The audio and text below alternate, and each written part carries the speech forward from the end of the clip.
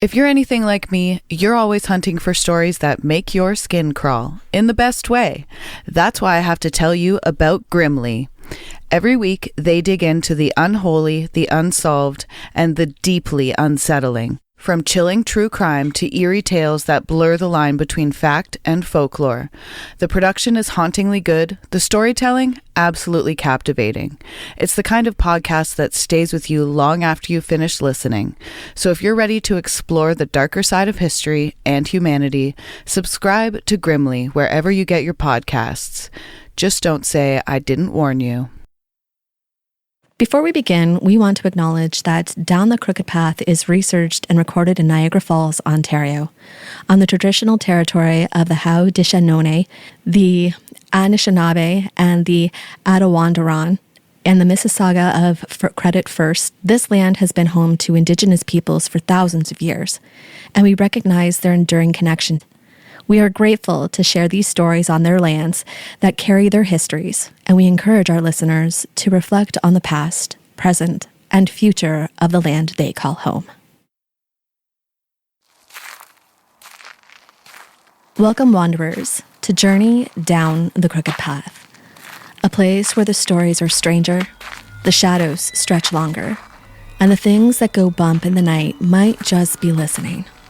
I'm Amanda Joy, your guide into the eerie, the forgotten, and the downright bizarre. Here, we step off the well-lit roads of Canadian creepies and venture into the murky corners of history, folklore, and the unexplained, where the whispers grow louder and the truth is never quite what it seems. So let's take a deep breath, watch your step, and whatever you do, don't look back. Once you start down the crooked path, you never know what might follow. Have you ever wanted to talk to the dead? Have you ever played with a Ouija board? Have you ever wondered where ghost hunting all started? Margaretta and Kate Fox sat on their bed surrounded by neighbors who watched on as the girls had a conversation with a spirit named Mr. Splitfoot. The girls had been communicating with said spirit long enough that they had developed a method of communication. One knock on the walls if the answer was yes, two for no sort of thing. They had a sequence of knocks for each letter of the alphabet, like some sort of spooky, otherworldly Morse code. The spirit claimed to belong to a man who had been murdered and his body buried in the basement of the house. The neighbors even dug the basement up twice and even discovered what could have been bone and hair, although there was never any confirmation of this. And thus, the spiritual movement was born, with sisters Kate, Maggie, and Leah Fox as central figures. At its core, it was the belief that the dead could in fact communicate with the living from beyond the grave. Normally, this was done through certain people who possessed such abilities called mediums. Spirits were thought to continue to grow and evolve after death, offering wisdom to the living. This movement was popular between the 1980s into the 1920s, especially in English-speaking countries like the United States, the UK, and Canada. Its interest surged again after the First World War and the 1918 flu pandemic, as people sought comfort and connection with lost loved ones. Not only was it a source of comfort, but for many, it was a source of entertainment. There would be public performances and séances performed at parties where mediums would attempt to contact the spirits, often slipping into trances or displaying physical phenomena like levitation or moving objects. This movement attracted both believers and skeptics. Organizations like the Society for Physical Research were founded to investigate claims of afterlife communication. By the late 1800s, there was an issue with widespread fraud among mediums, which led to a decline of credibility and to the rise of a formal spiritual church. Harry Houdini famously would debunk fraudulent mediums even. Some of spiritualism's most impactful supporters were political figures or connected to such. For example, Abe Lincoln's wife, Mary Todd, was obsessed with mediums. She even hosted the Fox sisters and often led séances in the White House. And here in Canada, we also had a politician who was a devout believer in mediums and the spirit world. In November of 1947, William Lyon Mackenzie King had his chauffeur drive up to a modest brick home in Chelsea, London. Dressed in his heavy overcoat, his bodyguard helped him out of the carriage, ascending the steps slowly, carrying the weight of decades of grief from political burdens on his shoulders. He stepped inside the home of medium Geraldine Cummings. There she sat, pencil ready for her automatic writing, her mind tuned into the ether.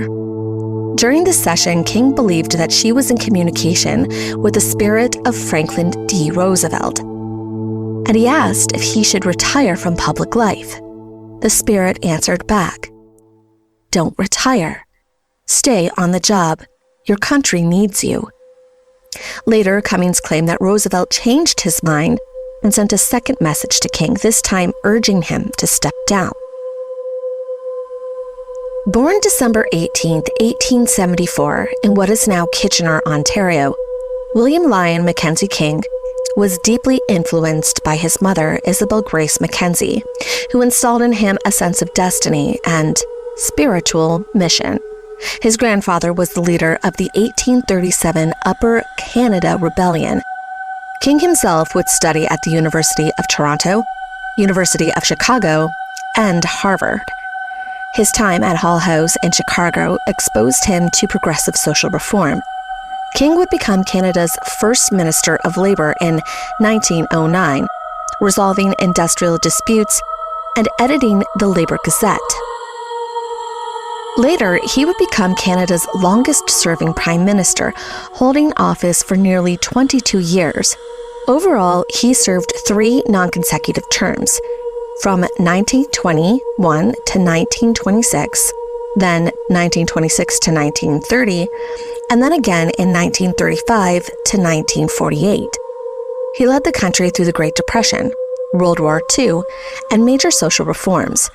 He introduced employment insurance and welfare policies, strengthening Canada's autonomy from Britain, especially during World War II.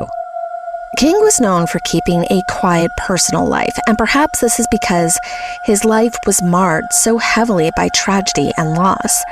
It is believed because of these losses that King never married and never had any children. It is also believed that these losses deeply influenced his belief in spiritualism. In the year 1915, King would lose 2 of his siblings. His sister Isabel, or Bella Christina Grace King, had been chronically unwell throughout her life. While it is known that she died in 1915, not much is known about her death as it wasn't widely documented. The exact date of death and the cause are unknown. Her loss was deeply felt by the family, especially their mother Isabel, who had already suffered many losses of her siblings in her own youth. Not long after Bella's death, Max, their older brother, died as well at the age of 42. Max was a physician with a vibrant personality and known for his humor. The cause of his death is also unknown.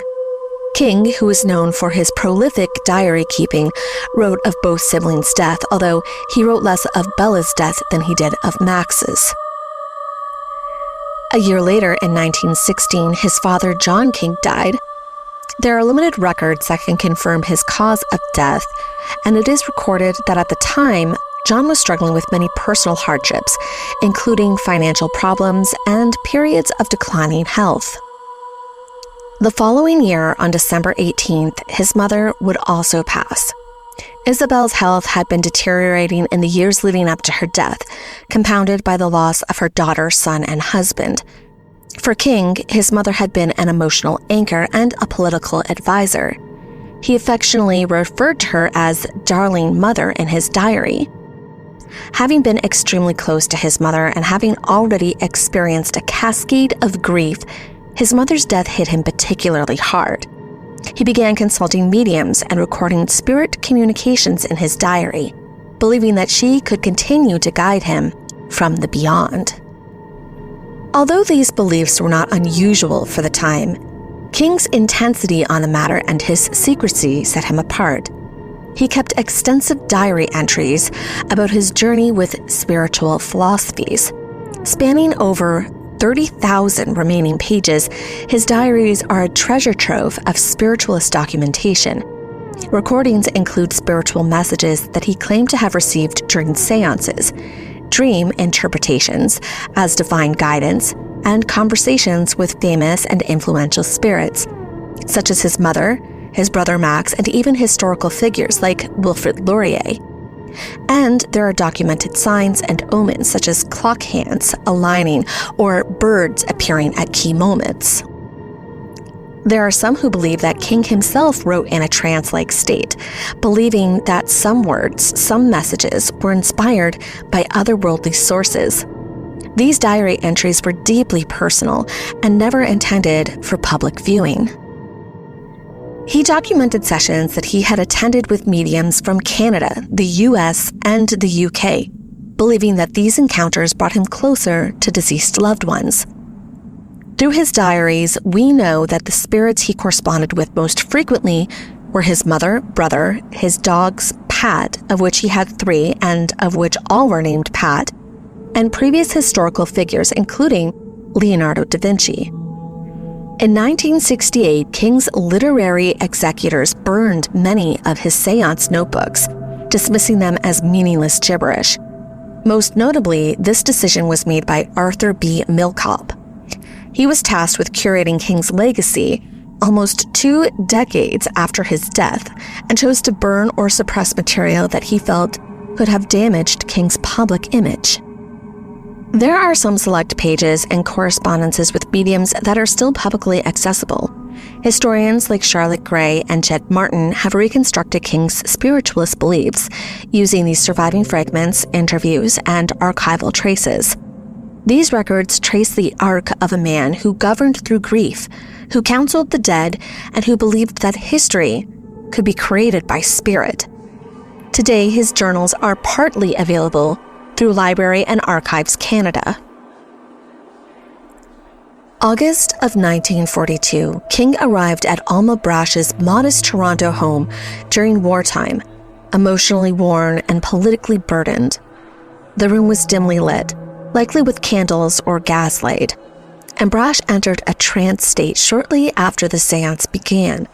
Alma herself was a rather frail-looking person, and she specialized in identifying spirit figures near her clients. Her voice shifted, becoming thin and distant, and she described a powerful and tall spirit present behind King. A chief, tall, watching over you, she said. King's diary entry from that evening, he wrote that the chief's presence confirmed that he was on the right path, spiritually and politically. This moment reinforced his belief that he was divinely chosen to lead Canada through crisis. He believed the chief was a sign of divine protection and ancestral approval, especially as he faced critical wartime decisions. The symbolism of a chief may have represented his grandfather, William Lyon Mackenzie. He also noted in his diaries that Alma had no prior knowledge of his lineage, which deepened his conviction that this message was authentic. In his diary, King wrote, "Alma was in a deep trance. Mother came through clearly. She said I must not worry about the party leadership, that I was being guided. Her voice was calm, reassuring. I felt her presence in the room as though she were beside me." This was the only time that King would visit Alma Brash, but it was far from the only time that he would ever visit a medium. Over the course of his life, King would have 3 Irish terriers, all named Pat. The first was gifted to him by his friends Godfrey and Joan Patterson. Becoming an instant companion to King, he would read to the dog over a bedtime snack of Ovaltine and oatmeal cookies. King wrote in his diary that Pat was a God-sent little angel in the guise of a dog, my dear little savior. He believed that Pat's tail wag could signal approval or disapproval of political decisions. Pat fell ill in 1940. King postponed a wartime cabinet meeting to be with him. Upon Pat's death at the age of 17, King sang "Safe in the Arms of Jesus" and mourned deeply. After the death of Pat, King wrote in his diary, "I have been thinking of my dear little Pat all day. I felt his presence behind me as I sat by the fire tonight. I spoke to him as I used to do, and I am sure he understood. I cannot believe that such a love and devotion can end with death. He was more than a dog. He was a soul companion. I believe he is safe in the arms of Jesus and that we shall be together again." Pat II was also a gift from the Pattersons shortly after Pat I died. Pat II accompanied King through the final years of World War II and the post-war transition. King continued to believe that Pat II was spiritually linked to Pat I and his mother. Pat II died in 1947, and King again recorded signs and dreams that he interpreted as messages from the dog's spirit. The third Pat King acquired as he prepared to retire from politics. This Pat was his companion during the final years in Laurier House. Pat III was given to his friends after King died in 1950. King had expressed a desire to be reunited with all three Pats in the afterlife, writing, "We shall all be together in the beyond. Of that, I am perfectly sure." Not only did King use mediums to communicate with his past loved ones, but he also used Ouija boards and crystal balls to communicate with both deceased Pats about national policies. This was especially true of the first Pat. King's diaries are filled with references to Pat's behaviors, moods, and symbolic presence. He believed that dogs embody pure trust and divine companionship.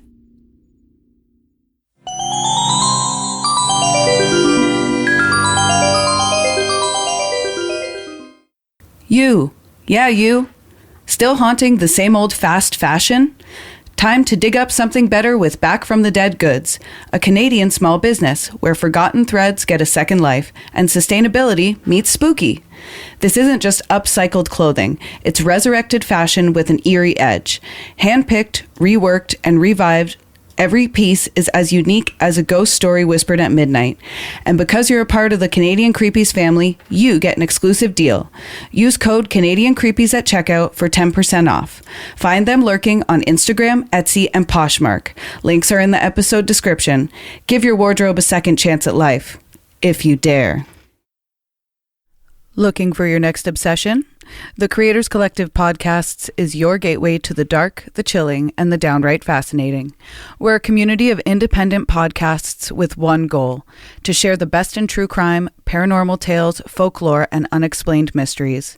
Whether you crave cold cases that won't stay closed, haunted histories that refuse to be forgotten, or stories that make you sleep with the lights on, there's a show waiting for you in the collective.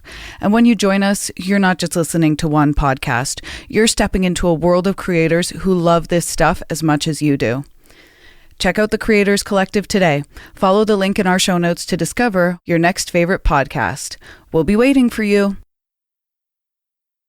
Let's take a moment during this break to talk about something that matters. Something that doesn't get to be background noise. The Anishinaabe-Moan word, Nikinagana, means we are all related, and we are. But relationship isn't just about words, it's about responsibility. Canadian author Naomi Klein once said, "It is not enough to say that we live on Indigenous land. We have to act as if we do."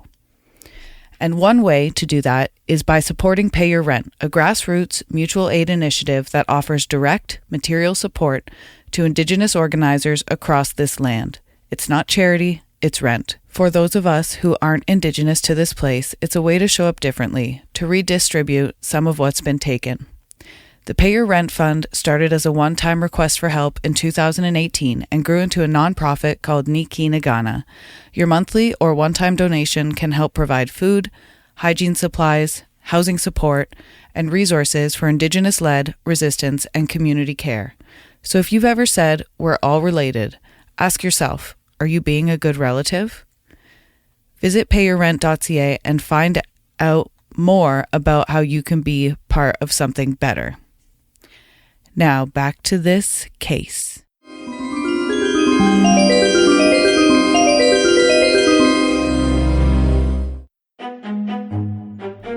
Geraldine Cummings was an Irish playwright, novelist, suffragette, and one of the most prolific trance mediums of the 20th century. Born January 1820 in Cork, Ireland, she was the daughter of Dr. Ashley Cummings, a professor of medicine and sister to pioneering engineer Iris Cummings.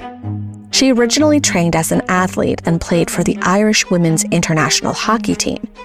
Initially, she had aspired to study medicine, but her mother discouraged it. Later in life, she wrote 3 plays for the Abbey Theatre and authored novels like The Land They Loved and The Fires of Beltane. It was in the early 1920s that Cummings started to explore spiritualism and began practicing automatic writing, encouraged by fellow spiritualist Hester Dowen and Edie Gibbs. It is during these trance-like states that Cummings claims to have channeled messages from a mystical entity named Esther, who dictated spiritual teachings and historical narratives.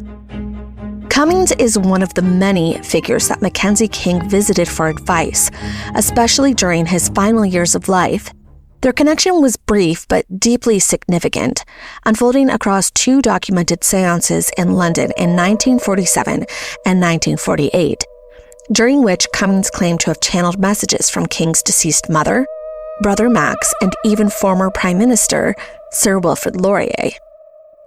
By the time King first arrived at her modest home in Chelsea, she had already published several volumes of trance communications and was known in elite spiritual circles across Britain. During his visits, King would often be accompanied by his bodyguard, and in a hushed room, Cummings would enter a trance and begin to write, her hands moving across the page with what she described as a spiritual dictation. The messages she conveyed for King were often deeply personal. His first visit was in November of 1947, during which Cummings channeled messages from King's deceased mother, brother, and former Prime Minister Wilfrid Laurier. The spirits offered reassurance and guidance. Isabel told King that he was still needed in public life. Max expressed pride and affection. Laurier praised King's wartime leadership.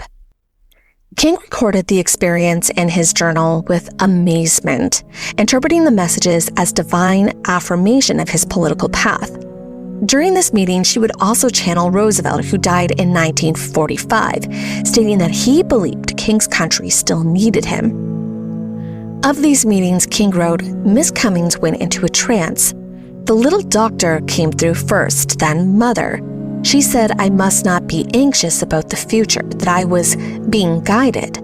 Then came Roosevelt. He said, don't retire, stay on the job, your country needs you. I felt a great sense of peace. The room was quiet, the light dim. Her pencil moved quickly across the page. I could feel their presence. Several days later, King would receive a letter from Cummings. His diary from December 1st reads, received a letter from Miss Cummings. She said Roosevelt has changed his mind. The message was now, retire at once, your work is done. I was shaken. It was as though the spirit had shifted. I must reflect carefully. Perhaps the earlier message was meant to sustain me through transition. Later, on December 3rd, he would write again. Miss Cummings spoke of Asia. Roosevelt warned that the danger lay there. He said that Berlin crisis was a bluff. I asked about Korea. There was no name given, but a sense was clear. War in the Far East within 2 years. I must speak with Pearson. The spirits are guiding us still. King used Cummings' messages to inform his geopolitical thinking. He believed that the spirits offered insight beyond what intelligence briefings could provide. Family and pets were not the only beings that influenced King's life and beliefs. He also had lost a dear friend of his, Henry Albert or Bert Harper, who died tragically in December of 1901. Harper had been King's roommate and confidant in his early years in Ottawa. Together, they shared a home, long walks, and a deeply intellectual and emotional bond. There are many historians who believe that Harper's death was one of the most devastating events in King's early adulthood. On December 9th, 1901, Harper drowned in the Ottawa River while trying to save a young woman who had fallen through the ice. King was devastated. He wrote in his diary, "This blow has been terrible. I feel as though the light has gone out of my life." In Harper's memory, King commissioned the statue of Sir Gilgahead, the Arthurian knight who embodied purity and sacrifice. King believed Harper had lived and died like Gilgahead, selfless and noble. The statue still stands near the Parliament Hill in Ottawa. After Harper's death, King was known to often visit his grave regularly, usually alone, and he wrote of these visits frequently as well. In one entry, King wrote, "I felt Bert's presence today. He would have understood the burden I carry." Almost like a ritual, King would especially visit on the anniversary of Bert's death and would describe these visits as quiet walks or moments of reflection. He truly believed that Harper's spirit was present and communicated during these visits. Through his diaries, we know that Harper's death intensified King's interest in spiritualism and the afterlife. Outside of mediums, séances, and graveside visits, King also believed in spiritual signs and dreams as messages from the beyond, often interpreting them as guidance from deceased loved ones and historical figures. His diaries reveal a lifelong reliance on these experiences to shape both personal and political decisions. He would interpret ordinary occurrences like the alignment of clock hands, the flight of birds, or the shape of tea leaves as coded messages from beyond. These signs were not random to him. They were affirmations that he was on the right path or warnings to reconsider a decision. He often recorded these moments with gravity, convinced that they carried the weight of the divine or ancestral insight. Dreams also played an equally central role in King's spiritual life. He believed that they were portals through which the dead could communicate. His dream journals are filled with vivid accounts of nocturnal encounters with his mother, his political mentor, Sir Wilfrid Laurier, and even historical figures like Abraham Lincoln. These dreams were not dismissed as subconscious wanderings, but treated as a sacred dialogue.